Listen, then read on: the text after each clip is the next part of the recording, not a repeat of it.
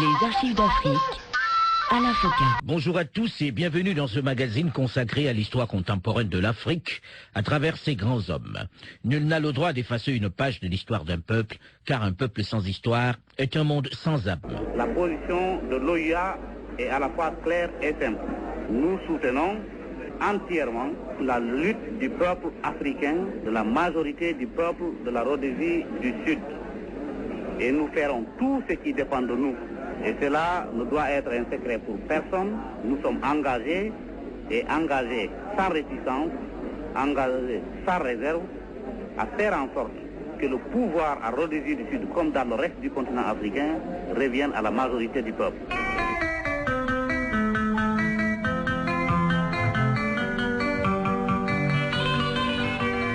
Suite aujourd'hui de la série consacrée à Diallo Telli, qui après une remarquable carrière diplomatique, où il a tour à tour permis à son pays, la Guinée, d'être reconnu par les Nations Unies, puis occupé la prestigieuse fonction de vice-président de l'Assemblée générale de l'ONU, avant de devenir le premier secrétaire général de l'Organisation de l'Unité africaine, décide contre toute attente, à la fin de son second mandat, de retourner dans son pays malgré les conseils de prudence de ses amis et de plusieurs chefs d'État qui lui recommandaient de trouver un poste à l'extérieur.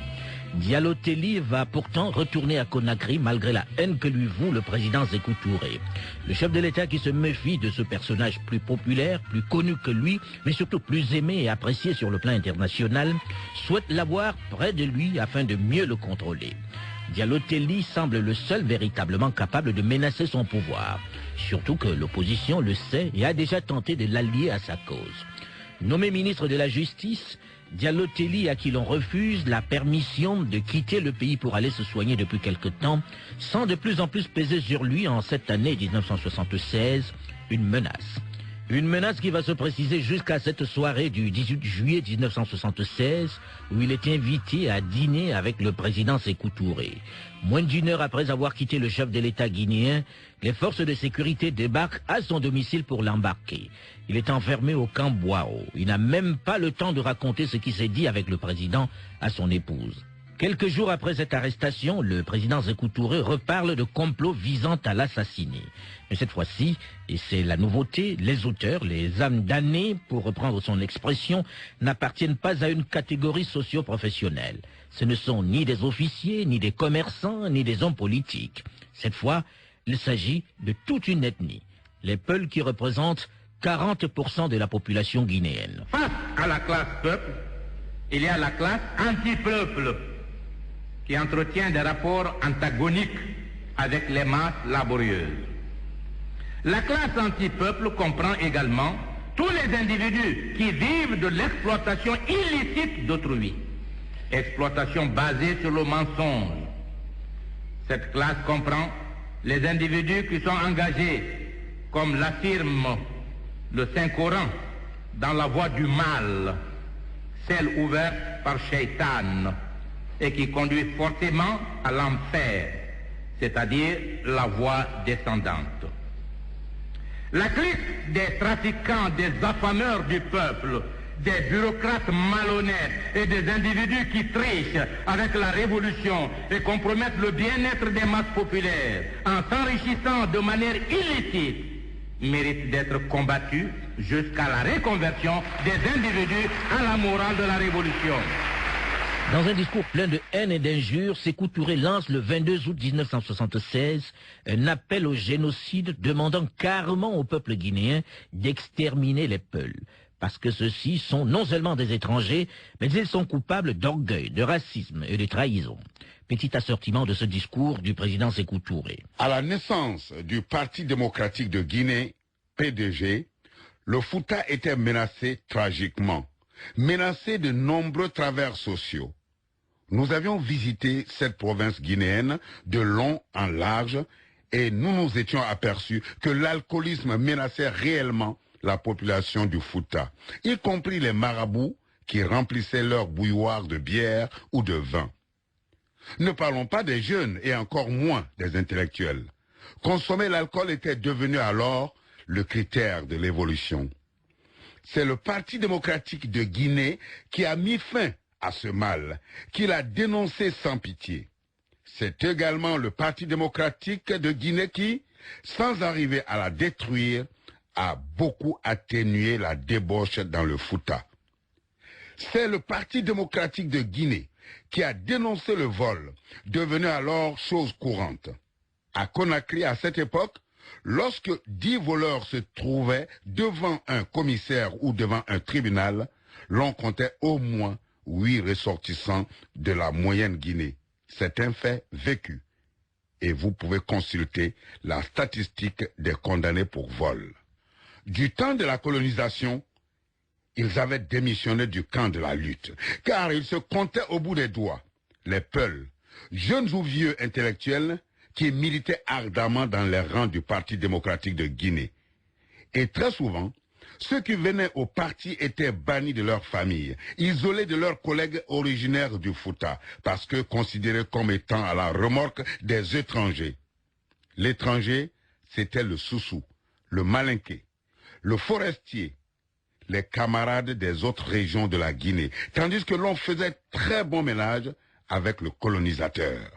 L'on s'encoquinait avec le colon blanc et l'on se prostituait avec lui. Ce discours annonce une violente purge au sein de la population Peul de Guinée. Une majorité de cadres et même des ministres de cette ethnie sont arrêtés. Le docteur Barry Alpha Omar, ministre du domaine des échanges, Dramé Alioune du plan et des statistiques.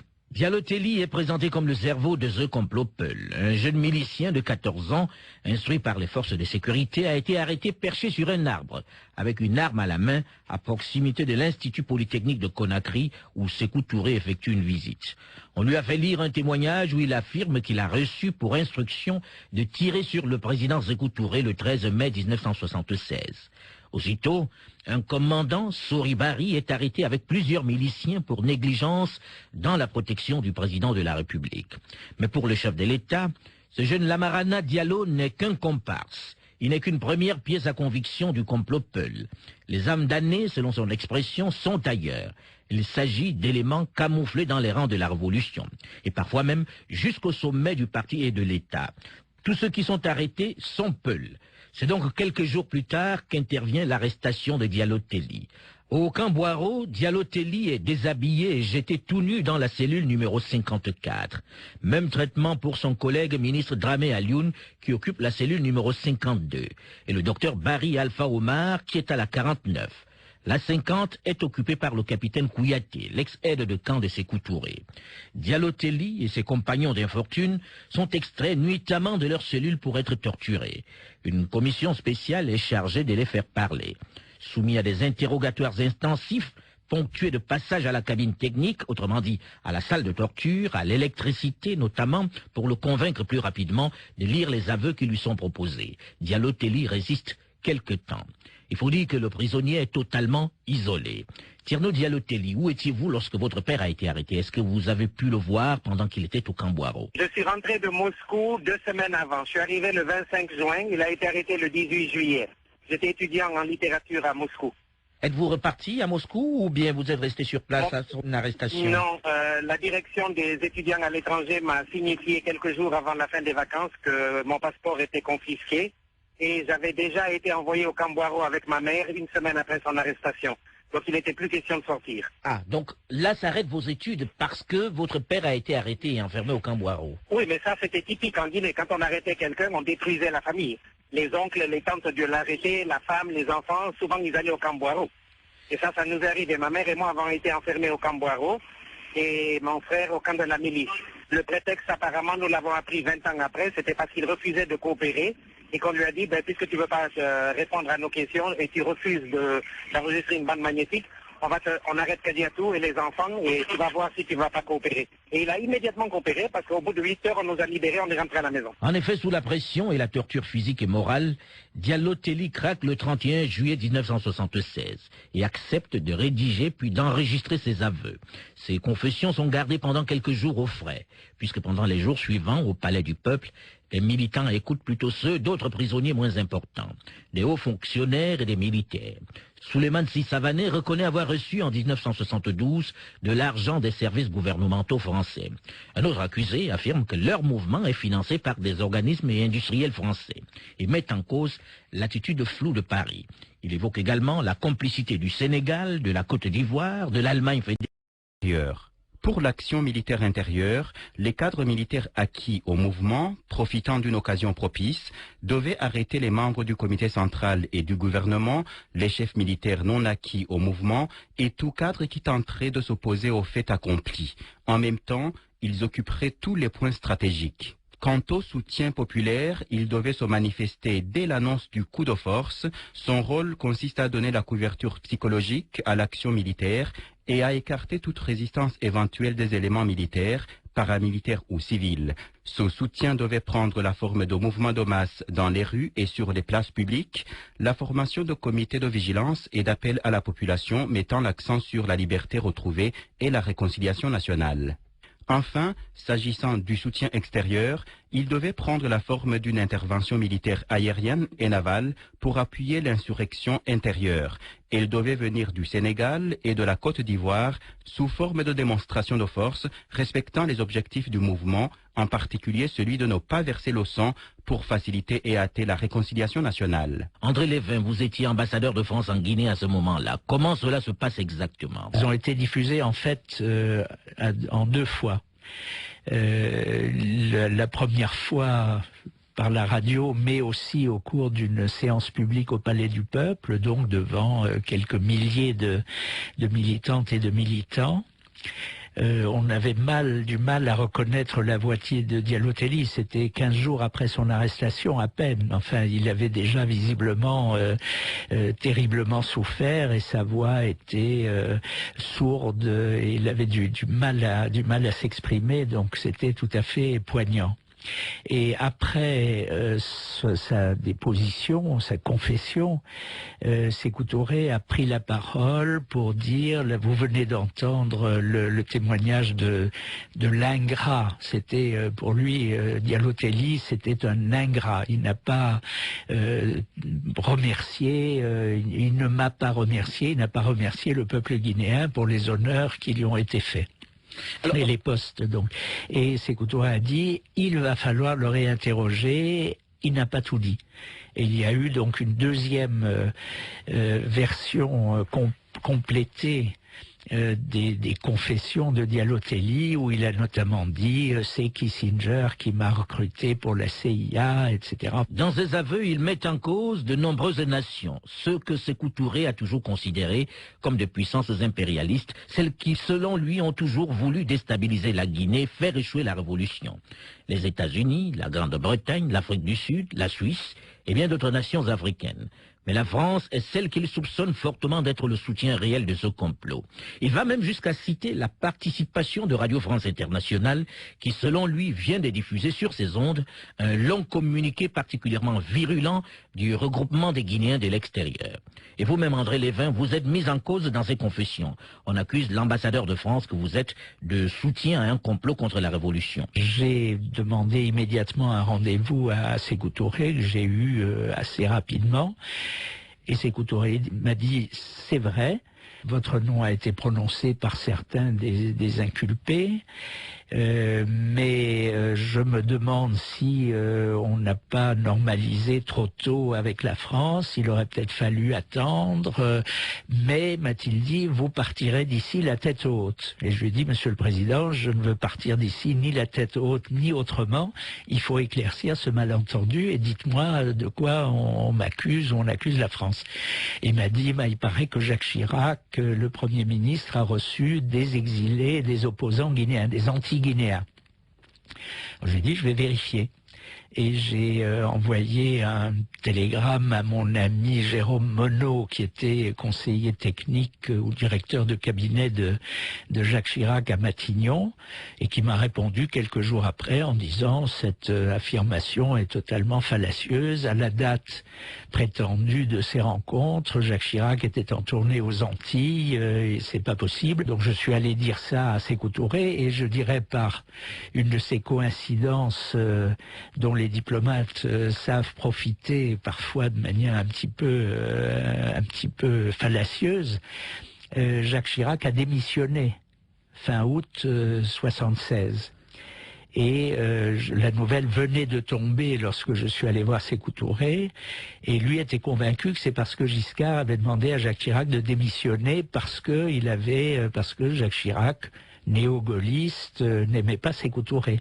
Alors je me suis bien gardé de détromper Sékou Touré, bien entendu, mais quand j'ai raconté cette histoire à Jacques Chirac, il a ri aux éclats quelques années plus tard. Tierno Diallo Telli, lorsque vous avez écouté les aveux de votre père à la radio, qu'est-ce que cela vous a fait? Vous vous êtes dit qu'il avait effectivement trahi la révolution? On a éclaté de rire quand on a entendu la bande la première fois, malgré le dramatique de la situation, parce qu'il a truffé sa soi-disant déclaration d'erreur grossière. Justement, monsieur André Lévin, ces aveux étaient parfois un peu troublants, non? Est-ce que vous n'avez pas été un peu perturbé par certains détails? Ils sont quelquefois totalement invraisemblables, mais il y a presque toujours quand même des éléments, mais ils sont contournés de telle manière que ça semble former un tout logique. Et je dois dire, j'étais tellement impressionné. Cela veut dire que vous avez cru à certains éléments de ces aveux? Non, je n'y croyais évidemment pas. Mais je crois qu'il y avait un certain nombre de gens extrêmement habiles qui connaissaient des détails de la vie des uns et des autres, et en particulier dans le comité révolutionnaire, Ismaël Touré était certainement un de ceux qui, avec en plus des jalousies et des ambitions personnelles, voulait se venger d'un certain nombre de gens. Une question revient souvent sur le rôle joué par la France auprès de Diallo Telli. Est-ce qu'à un moment, la France n'a pas vraiment pris contact avec Diallo Telli pour remplacer Sékou Touré qui n'était pas très arrangeant? Après tout, il avait le profil qui convenait, il était francophile. Compte tenu du temps qui nous reste, je préfère que vous nous apportiez une réponse à cette question dans la prochaine édition d'Archives d'Afrique, puisque nous arrivons au terme du temps qui nous est imparti. Nous évoquerons également la suite de l'histoire singulière de ce personnage qui va polariser l'attention des Guinéens pendant ce mois d'août 1976. Nous serons évidemment toujours en compagnie de son épouse et de son fils aîné Tierno Diallo Telli. Rendez-vous donc la semaine prochaine, même heure, même fréquence, pour la suite et la fin de cette série.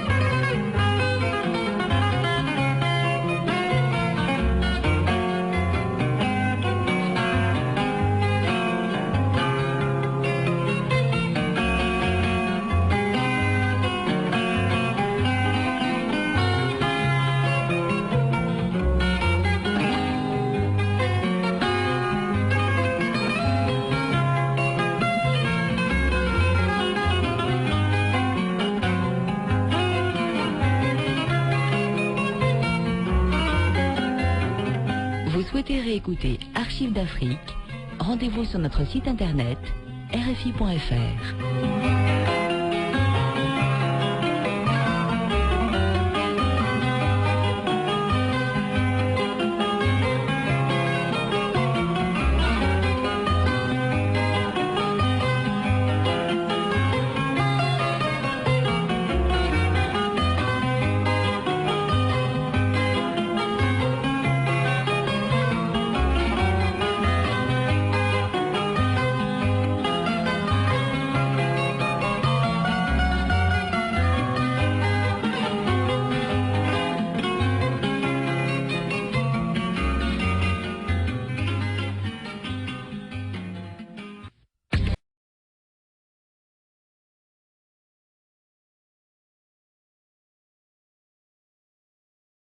Du monde.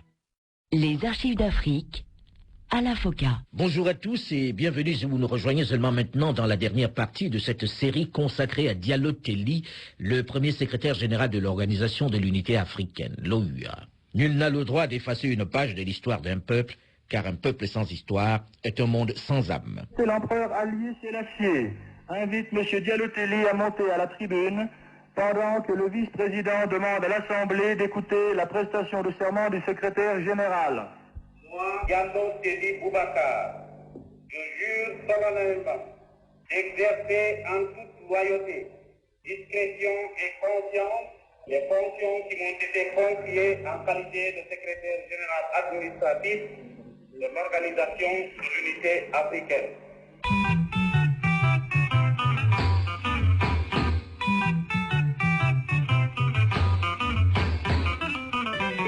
Après avoir permis à la Guinée, son pays, d'accéder dès 1959 à l'ONU, après avoir, en tant que secrétaire général de l'OUA, symbolisé pendant près d'une décennie la diplomatie africaine, Diallo Telli, qui a choisi à la fin de son second mandat de rentrer dans son pays, malgré les mises en garde de ses proches et de quelques chefs d'État, voit se refermer sur lui l'étau dont lui parlaient toutes ces personnes. Il a été arrêté et enfermé sans même avoir été démis de ses fonctions de ministre de la Justice dans la sinistre prison du Camboiro. Et après quelques jours de torture, dont un passage à la cabine technique, il a craqué et lu les aveux que lui ont proposés les membres du comité révolutionnaire chargé de l'interroger. Même si ces aveux, diffusés sur la puissante et très écoutée radio nationale, comportent de nombreuses incohérences, ils sont suffisants pour corroborer, pour confirmer le fameux complot Peul dont parle le président Sékou Touré. La guerre est désormais déclarée à toute une ethnie, les Peuls. Et les mots pour le faire savoir sont sans ambiguïté. Ils ne voulaient pas de l'indépendance, ces Peuls. C'est la déclaration de guerre. Ils veulent d'une guerre raciale. Eh bien, nous sommes prêts. Quant à nous, nous sommes d'accord et nous les anéantirons immédiatement. Pour ceux qui sont à l'extérieur, nous n'avions pas voulu jusqu'ici les liquider. Mais nous allons le faire désormais pour que notre peuple vive en paix.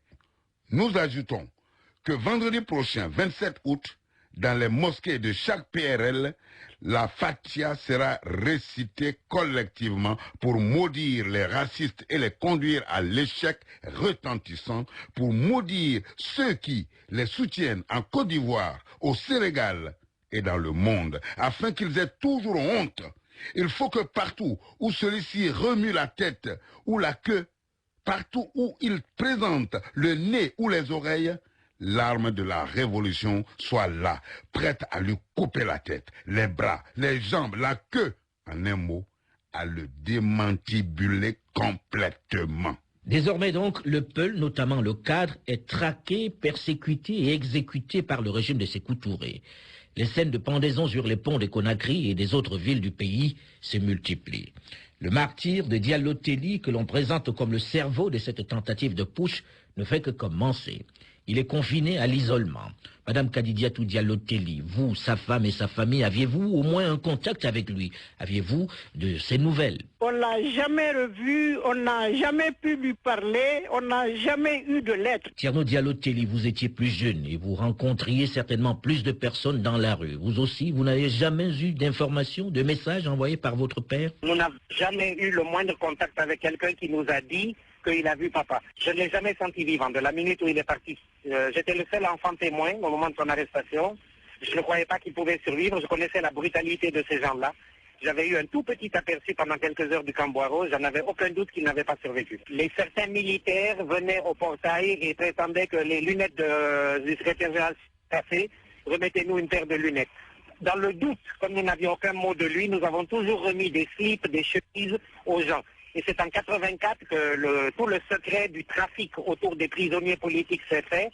Quand on a ouvert le Camboiro, il y a des veuves qui ont dit « Mais non, la semaine dernière, on m'a demandé de envoyer des chemises. » Alors que le mari était en fait mort depuis plusieurs dizaines d'années dans certains cas. Jusque dans sa prison, Sékou Touré continue de faire pression sur Diallo Telli. Il lui écrit souvent. Petit extrait d'une de ses lettres. « Nous n'avons pas peur de toi. Nous n'avons peur que de notre peuple et de Dieu.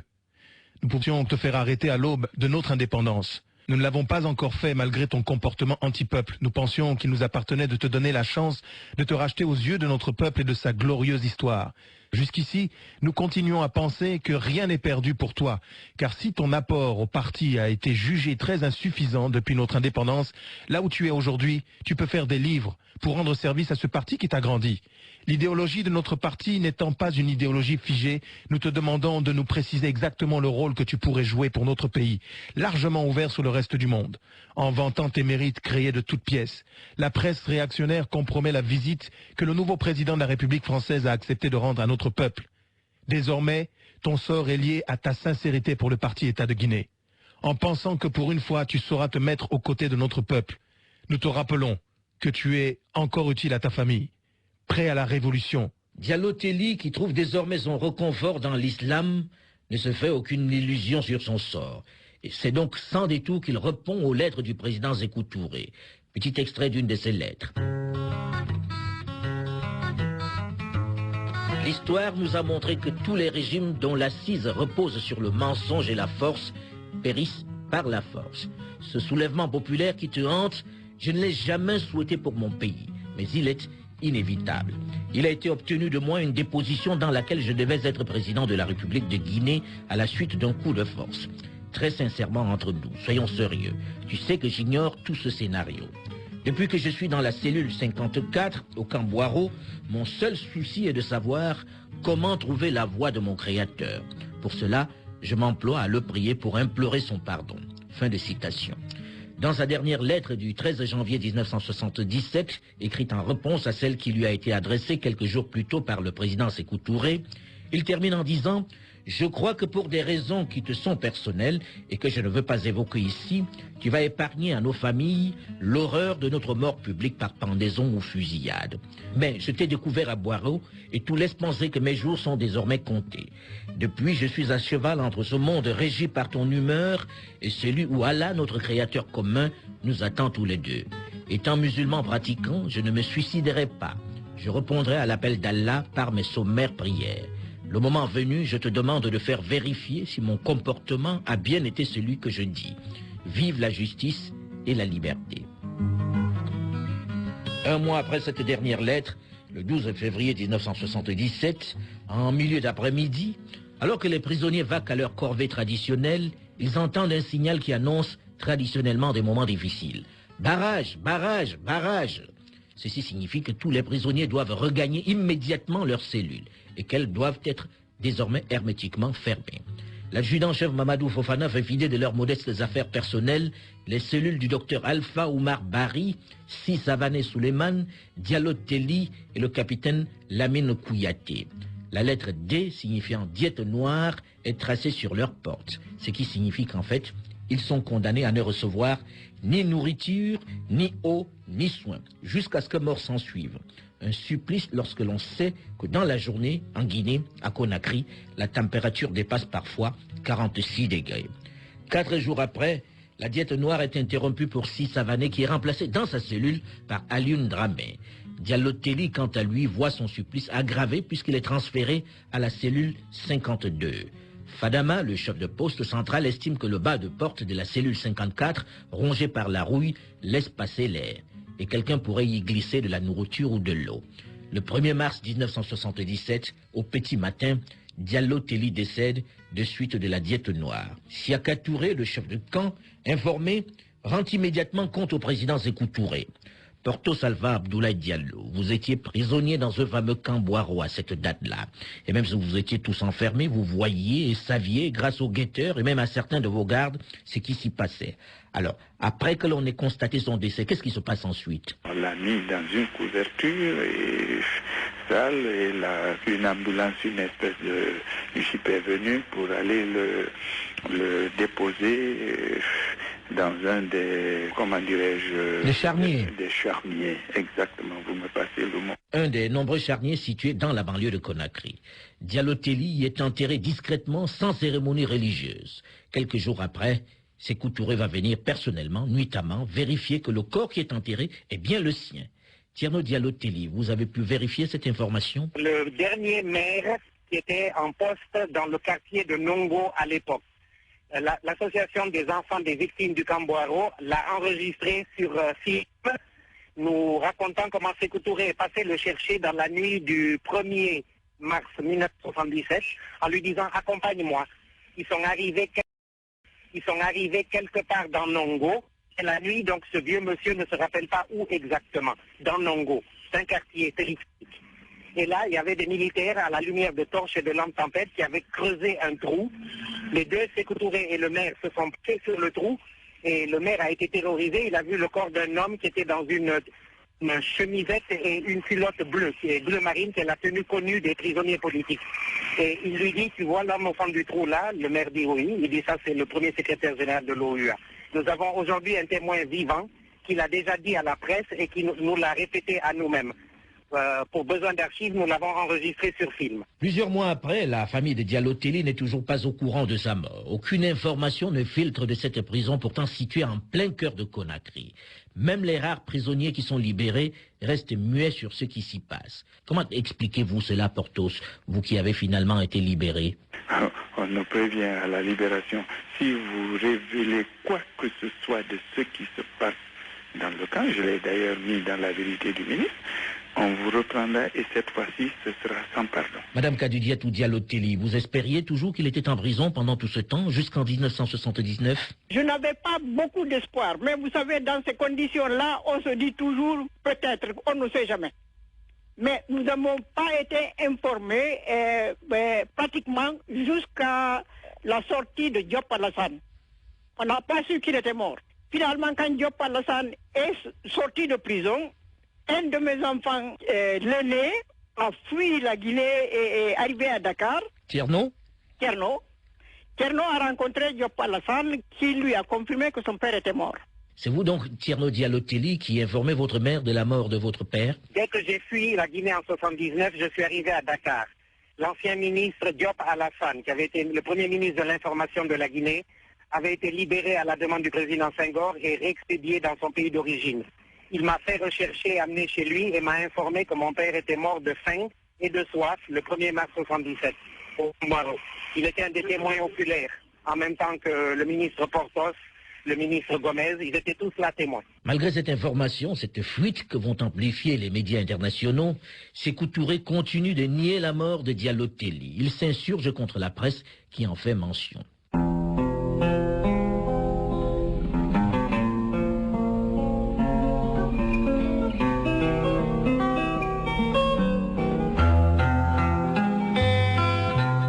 Lundi 26 mars 1984, moins de 7 ans après la mort de Diallo Telli, la radio nationale guinéenne annonce la mort de Sékou Touré, de suite d'un accident cardiaque.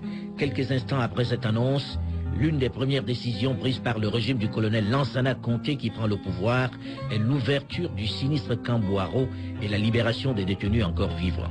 Il demande la réhabilitation des victimes et la restitution de leurs biens. Le monde entier découvre alors l'horreur du régime de celui qui avait symbolisé pendant un moment le panafricanisme et la résistance aux colons. Madame Kadidiatou Diallo Telli, après cela, avez-vous enfin eu des informations sur l'endroit exact où votre mari a été enterré? Nous avons entendu dire qu'il est enterré au cimetière de Nongo, dans la banlieue de Conakry. Nous n'avons jamais vu de tombe. Nous n'avons jamais eu une information sûre. On n'est même pas sûr qu'il est à Nongo. Nous avons demandé un certificat de décès. Jusqu'à ce jour, encore, on le demande et on ne l'a pas obtenu. Madame Kadidiatou Diallo Telli, je sais que vous vivez au Canada, mais êtes-vous souvent retournée en Guinée? Vous savez, j'ai la nationalité canadienne. J'étais à Conakry et l'ambassade du Canada m'a envoyé une commission discrète pour me demander de partir du pays.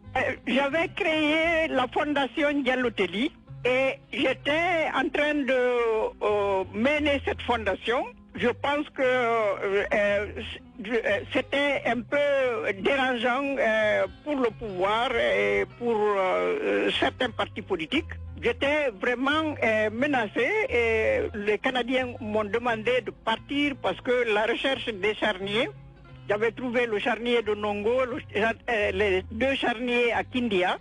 Je commençais à être gênante et les Canadiens ont eu des informations qui les ont amenés à me demander de partir.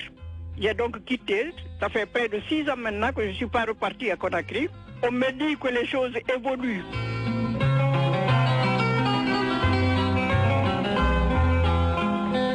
Ils sont ainsi plusieurs centaines en Guinée à ne pas savoir où ont été enterrés leurs proches. Aujourd'hui, ils ont créé une association des enfants des disparus du camp Boiro qui milite non seulement pour la réhabilitation de leurs parents, mais également pour que la lumière soit faite sur cette période et que les charniers soient tous montrés. Le ministère de la Réconciliation et de la Solidarité a même été récemment créé sur place par le régime Conté. Tierno Diallo Telli fait partie de l'association des enfants des victimes et des disparus du camp Boiro, qui a d'ailleurs été reçue par Madame Henriette Conté, la première dame. Nous étions arrivés à la conclusion qu'il fallait panser les plaies, mais dans la mesure où on respectait nos parents disparus. qu'on cessait de les accuser de traîtrise, alors qu'aucun d'entre eux n'a été traître, aucun n'a été jugé.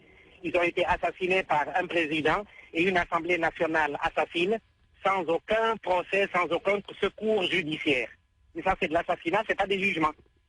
Donc, nos appels aux radios libres de plusieurs enfants de disparus ont attiré l'attention de la première dame, Mme Henriette Conté, qui nous a demandé bien gentiment de venir lui rendre visite à sa résidence.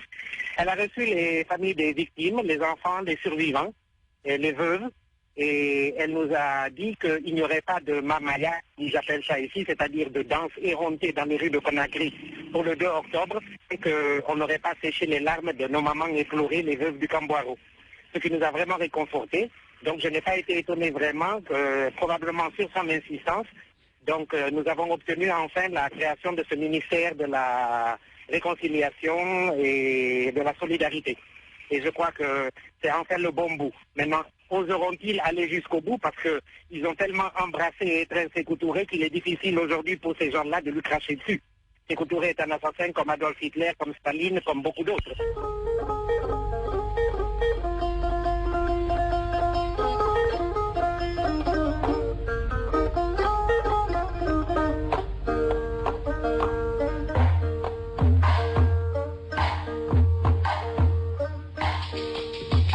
Celui qui veut tuer son adversaire se demande si ce n'est pas la meilleure façon de l'éterniser. C'est sur cette réflexion de Friedrich Nietzsche que j'ai découvert dans la précieuse biographie de Diallo Telli que vous avez écrit, M. André Levin, et que je conseille fortement à nos auditeurs que se termine notre série consacrée à ce personnage dont l'histoire passionne encore de nombreux Africains.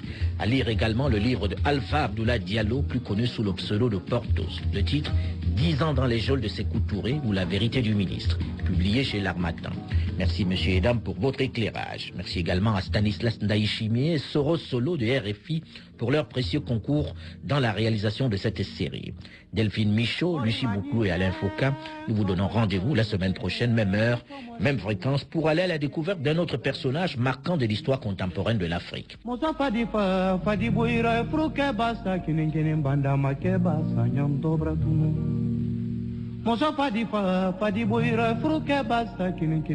make basta nyam dobra tunu finzamba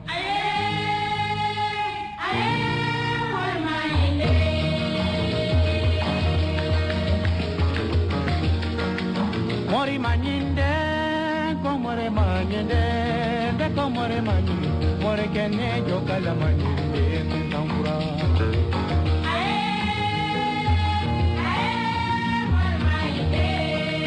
mori manyinde komore manyinde de komore manyinde more kene jokala manyinde finzambura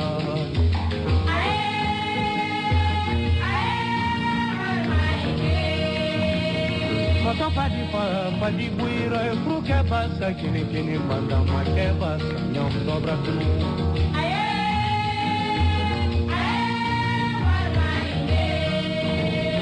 Moto padi buira fruke basa kini banda make basa nyom dobra tunu